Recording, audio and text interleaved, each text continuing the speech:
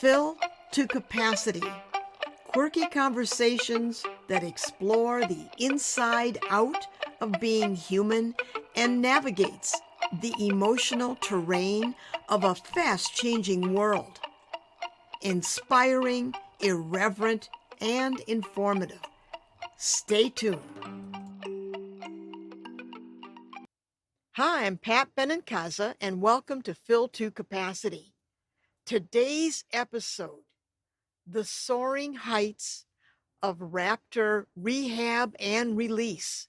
My guest, Lori Arent, is Assistant Director of the Raptor Center at University of Minnesota and author of Raptors in Captivity, Guidelines for Care and Management. Lori, I have been looking so forward to having you on today. Welcome. Thank you so much for inviting me. Well, I'd like to give our listeners a brief background. The Raptor Center started in 1974 as part of University of Minnesota College of Veterinary Medicine. Now, if we fast forward today, the center takes care of about 1,000 birds per year. The center trains future generations of veterinarians, wildlife rehabbers, and volunteers.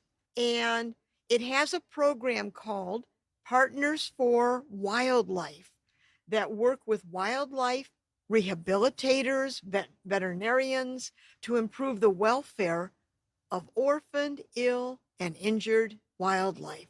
So, Lori, did I miss a lot here in the description? No, I think that pretty much summarizes it. There's a lot of different components to what you said, what we actually do. Well, then, would you tell us, what do you do at the Raptor Center? Oh, I'd love to. So right now, I'm the assistant director. And that means basically I help a lot with basic operations. I just make sure that the building is being maintained, that we have enough staff. So I do hiring, things like that. I also help each of the individual departments to meet their goals. And I also help to create some of those strategic initiatives going forward in the future. And as you pointed out, it's super exciting because the Raptor Center was established in 1974, which means 2024, we're going to have our 50th anniversary. So Right now we're trying to think, okay, we know what the last 50 look like. What should the next 50? Yeah. I've been on your Facebook page, the Raptor Facebook page, which I love. And this past October, the Raptor Center released its 30,000th patient, a red-tailed hawk, into the wild. And you said, Lori, quote, I knew we were getting close. I can't even explain it. It was just super exciting to know that we've had an impact in the lives of 30,000 birds. Will you tell us more about that? Yes. I've been with the Raptor Center for over 30 years myself. And my first role for 25 of those years was managing the rehabilitation clinic. So my heart, although I work for the entire organization, my heart still lies in the clinic work that we do. So that was extremely special and exciting to me when I knew that we were getting close to that milestone. Every single bird that comes into our clinic has a story to tell. And raptors really are such amazing sentinels for what's happening in our environment that a lot of times, they'll tell us, there's too much lead in the environment. Well, actually, any lead is bad in the environment, Yeah. But, or there's a new disease, right, that is showing up. And so if we just listen to what they're telling us, we can actually help people too. It's kind of called the One Health concept, where environmental health, human health, and animal health are all linked together. And so I was super excited with that number of 30,000. And it was even more exciting that Dr. Rettig, who is one of the co-founders of the program, was able to release it. Oh, that is very nice. Poetic justice, right? Oh, definitely. It was so funny because it was a very sunny day. And I knew I was going to get emotional, and he knew he was going to get emotional. We both had our sunglasses on. But then the media was there. And when they interviewed us, they wanted us to take our sunglasses off. And it's like, oh, do we have to? Oh, no. Busted. We both had tears in our eyes. Yeah. Oh, yeah, I can imagine. Now, you mentioned earlier there's a lot of different components that we'll talk about later in the interview. But there was one term that kept showing up, and that is interpretive naturalist. What Mhm. is an interpretive naturalist? What do they do? So, an interpretive naturalist is a type of educator. And what they do at the Raptor Center is they take those stories I mentioned of the birds that come into our clinic and kind of share that information with the public. So that the public realizes what types of challenges that the birds are facing in the environment and Okay. they are potentially facing too. So the role of Okay. those naturalists is really to interpret the bird stories and kind of bring them up to a level that anybody could understand. Well, that's wonderful. That kind of segues into my next question. In July, you had the first confirmed case of highly pathogenic avian influenza, sometimes called HPAI or called avian flu. Now, what is that? And for those of us who are backyard bird feeders, is there anything we can do to help stop the spread of this? Well, that actually, the first case we saw was back in March, at the end of March. Oh, And okay. so the current strain of avian influenza is one that came from Europe. And as people may recall, there was also an avian influenza outbreak in 2015, and Yeah. that one targeted a lot of poultry, right? The wildlife weren't as affected as the poultry. This time, the strain was different in that it was extremely deadly to other birds, especially to Oh, raptors. And so, we knew it was coming. We didn't have any idea what impact it was going to have or the extent that we would see it at the Raptor Center. And so we were starting to get ramped up. It kind of came down the East Coast, was settling in Florida a little bit. And so we knew how it was impacting the rehabilitators in Florida. So then we okay. like, oh my gosh, those birds, those waterfowl are going to migrate back up here, usually Yeah. mid-March, right? I have a pond in my backyard and usually by, the 15th of March, there are geese back on it. So Okay. we kind of knew, when it was going to potentially arrive. So we really jumped into gear quickly, and we established kind of a makeshift quarantine. And unfortunately, our greatest fears kind of came to be in that, Okay. we saw many, many cases of HPAI, and it is extremely contagious and it is extremely fatal in raptors. And it was just heartbreaking, absolutely Oh, heartbreaking. yeah.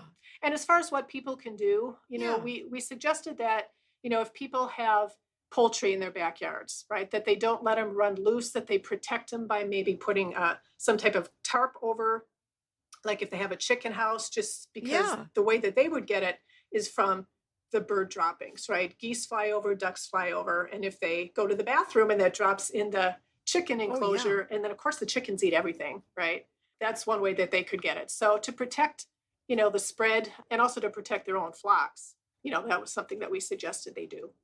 Now, I live in a St. Paul neighborhood, and I have to say, we have neighbors who have chickens. Yes. I mean, it's very prevalent, and it's not unusual at sunrise to hear the cock-a-doodle-doo of a rooster. Oh, So it's a reality that people are very engaged yes, with extremely. with poultry, wildlife, and I don't know if that's a condition of COVID being locked in at home for a couple of years that people began to notice the birds, the squirrels, their backyards. So I don't know if that generated more interest in it. It seems to have. Maybe. I mean, people were starting even before that to really get into the idea of having some backyard chickens.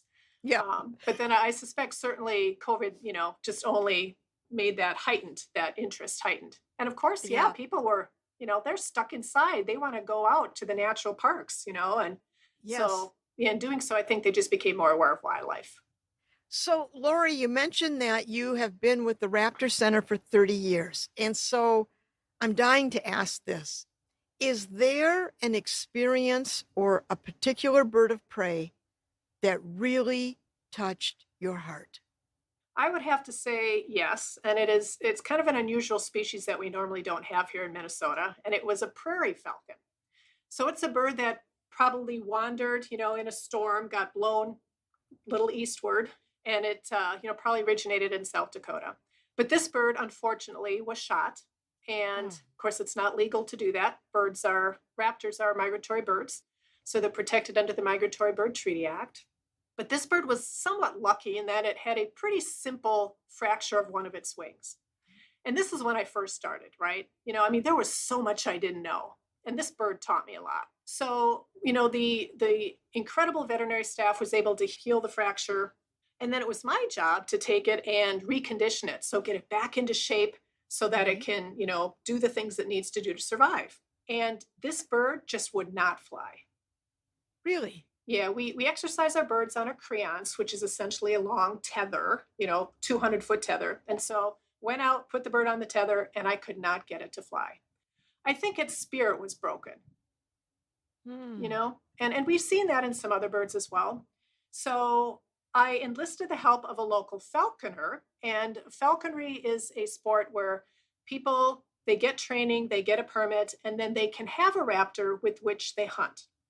Okay. And so there was, a handful of local falconers, and I enlisted the help of a falconer to really help me evaluate this bird. And we actually ended up using falconry techniques, and we flew this bird free, so no tether, and got that instinct. The instinct was there, but just got the drive back. The bird wanted to fly, Yeah. wanted to hunt. And then, we got it into shape and we actually took it to South Dakota and released it in the Badlands. Whoa, So what a story. That's a and great it gets story. better because that was the beginning of the rest of my life because I ended up marrying that falconer. No kidding. That's okay. That story wins. Head and shoulders. That's a wonderful story. Yeah. So the bird had a different kind of mission here. Oh, yes. Little did I know how much that bird would change my life. But I mean, it taught me so much, and then it helped me to help other birds, right? So, Yes. yeah. Yes. I get the impression from everything I've read about the Raptor Center that you folks are really good about reaching out when you need help, and like the story that you just told. And I saw that you have rescue and transport volunteers. Mhm. What do those folks do? Well, just like it sounds, they go and they rescue birds that are, in the wild and in trouble. They then help to bring them to our facility in a timely manner. One thing we always say at the Raptor Center is that time is trauma. And so, what that basically means is when an animal is traumatized, the quicker you can get it to somewhere for adequate care, the better the outcome will be for that bird. Okay. So, we have about 160 transport volunteers throughout the state of Minnesota. And basically, we will get a call in that there's, someone sees a bird or has a bird contained, but maybe they can't bring it in, or maybe they're scared of it, right? They don't even want to go to try Yeah. to touch it, which I can't blame them. These birds have sharp beaks and talons. So then we will send out one of our rescue transport volunteers to do that for them and to bring the bird in a timely fashion. So, So I noticed on the Facebook page, you were talking to people about encouraging respectful and safe bird watching ethics. And I was struck by that, the way you frame it. There's an ethic involved in how we respond to wildlife. And you had things like if a bird is altering its behavior in your presence, then you're too close. mhm, And another one was if you come across a unique raptor, do not share the bird's location on social media, which exactly. today, by today's standard, people document what they have for breakfast, when they I take a know. walk. I mean, when they go to the doctor's office. So this is a biggie. And It then is.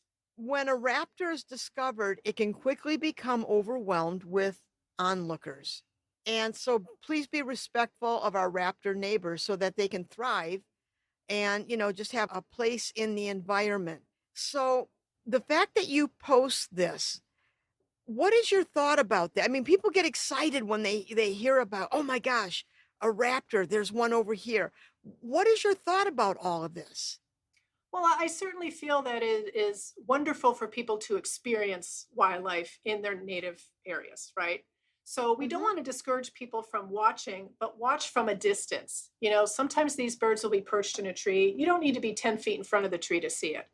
You know, Okay. use your binoculars, right? Just try not to change the bird's behavior by your presence. And so, in the case of raptors, most species have kind of a personal I don't know, a personal bubble, right? A space just like Okay. people do, that personal, you know what I'm talking about, right? Yes, I Um, do. and they'll tolerate it up to a point, and then they will start to get nervous, right? And then they'll either move or they may, stop feeding their chicks if that's what they're doing because their safety and security is going to be first.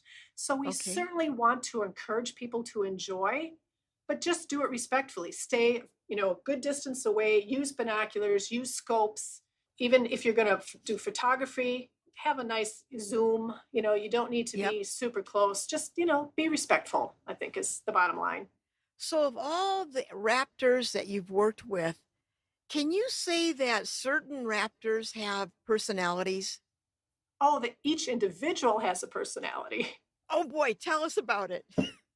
Well, just like people, right? Every bird's a little bit different. There are certainly some species specific traits that a bird will have, but then on top of that, they're all a little bit different. Some have different level of tolerances, some may be a little bit more curious, some will be a little bit more what we call aggressive, Okay. defensive, and a lot of it is really based on their experiences, right? What has happened in their life before they've come to us. And Okay. so, of course, everyone has had different experiences in their lives, just like people. Yeah, that's true. Have you noticed you mentioned about this eco connection between bird, human, and environment? In your time at the Raptor Center, have you seen a change in the eco design or what's happening in Minnesota with the land? Have you noticed any difference? Well, I think, for sure, I mean, land is being more developed, right? Yeah. Or changed. We used to have a higher population of short-eared owls, for example, and burrowing owls in the western part of the state. But then a lot of the land that used to be prairie is now being used for agriculture. And so those species have just had to move out because the agricultural habitat doesn't really support them. So, I Okay. mean, there have been those types of changes for sure. And also, we have a state that the Mississippi runs through it. And it's almost like a character, a person in the state. I mean, the Mississippi is so much a part of Minnesota. What role does that river play in terms of the life of raptors? Oh, it's huge because they use that river as a flyway.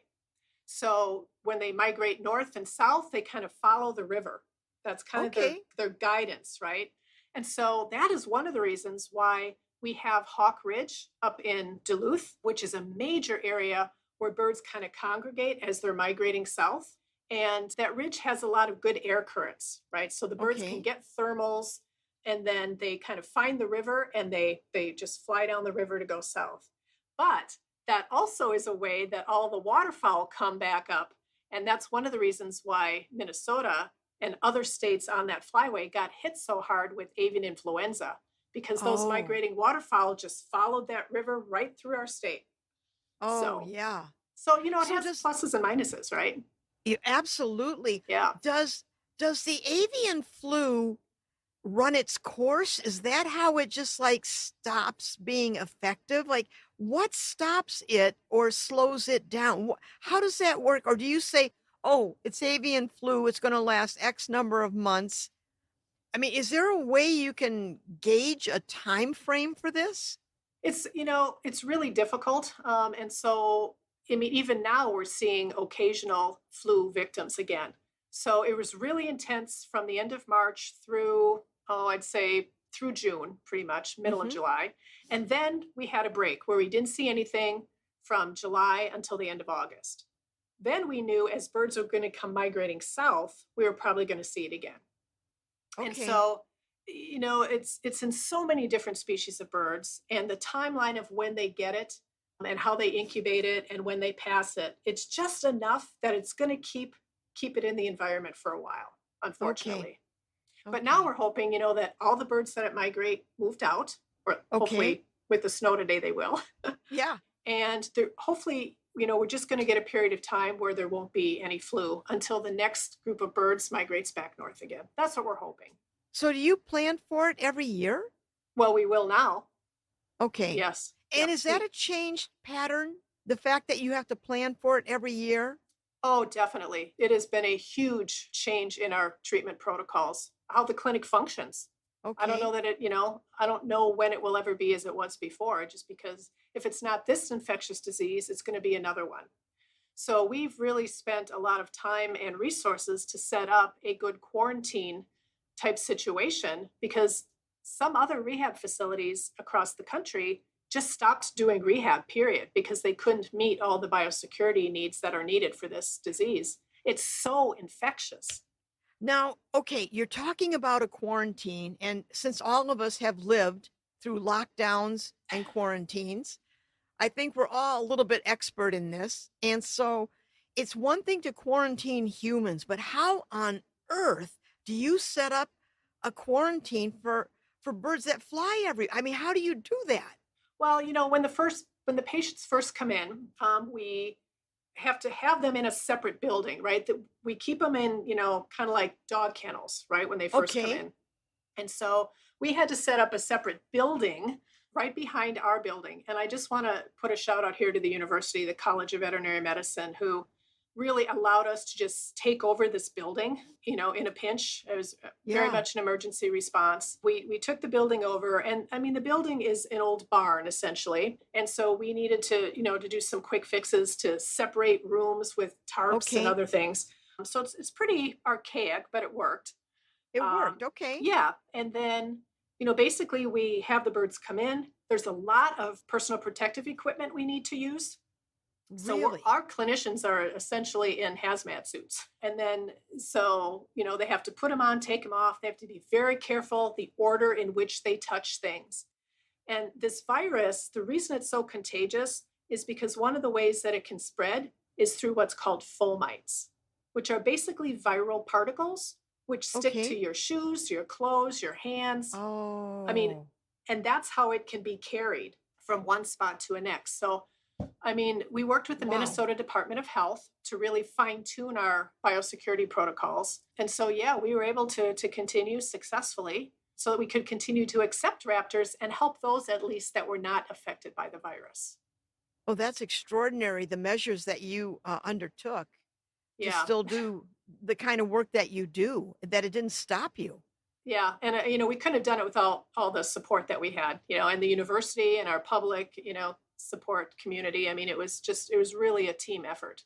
I Grateful. noticed in my neighborhood, I moved here about 30 years ago, and back then, to see a hawk or bird of prey anywhere near the neighborhood was something really unusual. And I've noticed in the last 3 or 4 years, I'm seeing all sorts of hawks and falcons flying overhead. And I'm just stunned by the numbers. And I'm now spotting nests. And this Good is a for fairly, you. I mean, this is a fairly busy neighborhood. It's not like we're out in the woods here. We're just a mile from the city, downtown St. Paul. So, is that a migratory pattern? Are we seeing a shift of these birds coming in to peopled areas more? Well, I think, if you look at what our environment looked like 30 years ago, I mean, unfortunately, we've taken more of the natural space and developed it. So we've kind of forced these raptors to come into closer proximity to people and try to figure out how to thrive in that type of situation. And some species have done remarkably well at thriving in close Okay, proximity to people. And so that's why we do see them in our backyards. Some people in Minneapolis have a bald eagle nest in their backyard. If they're really? yeah, if they're right, close to a river or lake. So it's a totally different world now. But that It also really means is. these raptors get into problems more with their close proximity to people, right? They're colliding more with cars and windows, Yeah, yeah. that type of stuff too, right? I'd have to say I'm an artist and I built a building in my backyard, my studio. And one day I came out and on the top of I commute 10 feet to work to my studio. Oh, love And it. on it is wonderful. I didn't mind snow days at all. And one day I came out and I saw a blue heron perched on my roof. Wow. And those are huge. And Yes. I mean, I gasped. It was so majestic and so beautiful. And I had to ask, what the hell is that doing on my roof? How did it get here? Yeah. Well, I mean, birds can cover a pretty good distance, right?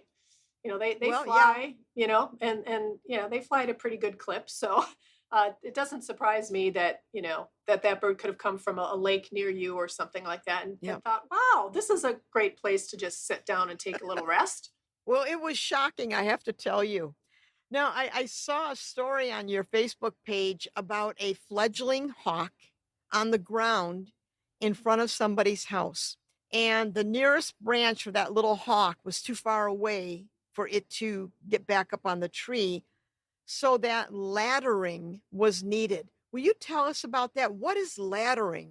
Yeah, so laddering is a term that we use here at the Raptor Center to describe the situation where if you can put a youngster on a low branch that has branches subsequent kind of going up the tree, then it will ladder up. Just like if you would go up a ladder yourself, you don't start at the fourth step, right? You start at Right. the first step, and then every single step you're going up the ladder. So, if a person can find a situation like that with tree branches where the bird can ladder up itself to get higher, that's what's really best. And that's what some of our volunteers do. They will come out to a site like this and they will assess the surroundings and try to find a good spot to put a youngster like that so that it can get higher on its own. Okay. So it sounds like you have a lot of regular people, like homeowners and people in neighborhoods who seem to respond and call you. Do you get a lot of Yes. calls like from neighborhoods? Oh, thousands, thousands. And it's not always just about, I have this injured bird, but they have questions. Like I have a bird feeder and I saw a hawk come in and take a bird from my bird feeder. Do you know what that Yeah. was? Or what can I do to prevent that? People Yeah. don't like that when raptors, right, take birds at their bird feeder. And so just a lot of public inquiry about raptors in general. Okay. In terms of the training that the Raptor Center does with veterinarians, what is it you do in training veterinarians and as their students and learning their practice? What is it that you guys do with them that is special?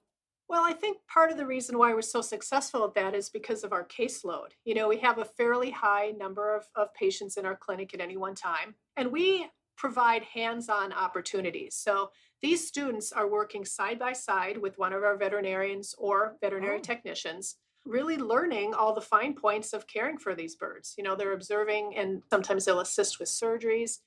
They will learn how to take blood samples and do some of the diagnostics, take radiographs, that type of thing.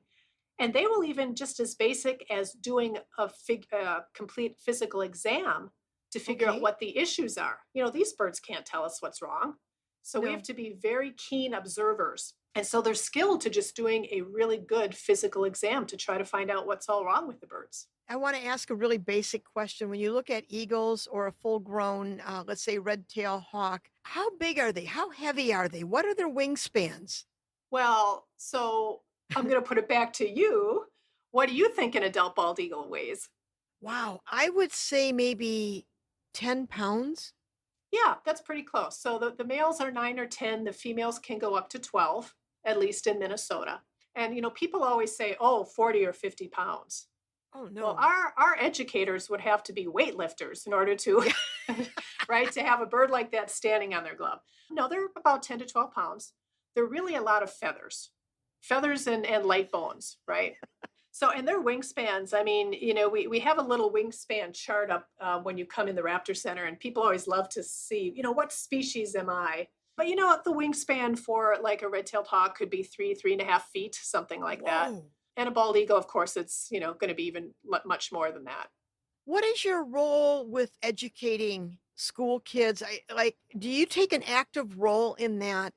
The Raptor Center does. Yeah. Yes, we Yeah. actually, yes, we go out. So we have two, well, anyway, pre-pandemic, we had two options there. We have a group of 25 educational ambassadors, Raptor ambassadors. So these are birds that could not be released to the wild and that we evaluated to make sure that they would be good candidates for permanent captivity. Okay. And they are trained. So they are accustomed to being close to people. They are trained to travel. And so we'll actually take those ambassadors to schools and scout group, senior citizen, facilities, a lot of different places, corporate events. And those birds will help us share the message, right? And how impactful is that? Oh, We can stand up yes. there and talk all we want, right? But to have really a live ambassador really hits the messages home. So if there are teachers listening or people who are interested in doing this, how would they contact you to set that up? Well, they should just look on our website because we have a whole section on our webpage that is devoted to what program offerings we currently have and how to find out more information. So the contact information is there. Okay. So as we've talked about the Raptor Center and your work, is there anything else you'd like to share about the Raptor Center? What makes it so special? Well, I think in part it's the people. I mean, the birds, of course, are amazing, but we are really a service organization. And part of that service is the rehabilitation work that we do. Yeah. Another part is the outreach that we do. I do want to mention that we also do some research, so we want Oh, to continue to learn and grow. And so some of the research we do is clinic based as far as drugs. How is this drug going to affect this type of bird? And because, really we're using a lot of human products or products that are used for dogs and cats. yeah. There hasn't been a lot of research on what works in birds.